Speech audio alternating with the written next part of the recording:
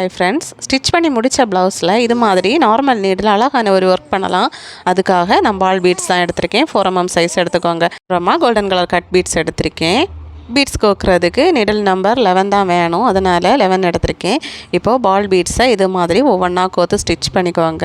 இப்போ ஃபஸ்ட்டு கோத்த பீடுக்குள்ளாடி நீங்கள் நீடில் போட்டிங்கன்னா இது வந்து ரவுண்டு ஷேப் கிடச்சிரும். லாங் வீடியோ வேணும்னா கீழே டேக் பண்ணியிருக்கேன், பார்த்துக்கோங்க. அதை பார்த்தா தான் உங்களுக்கு இந்த பீட்ஸ் ஸ்டிச் பண்ணுறது புரியும். ஸ்டிச் பண்ண இடத்துல அங்கங்கே இது மாதிரி லாக் ஸ்டிச் கொடுத்துக்கோங்க. பெர்ஃபெக்டாக கிடச்சிரும். பேக்கில் எண்டு நாக் போட்டுக்கோங்க. இப்போது லீஃப் ஸ்ட்ரக்சருக்கு ஒரு இலை மாதிரி 2 இலை இருக்கிற மாதிரி வரைஞ்சிக்கோங்க. வரைஞ்ச கோடு மேலே இது மாதிரி 2 பீடாக நீங்கள் ஸ்டிச் பண்ணி எடுத்துக்கோங்க.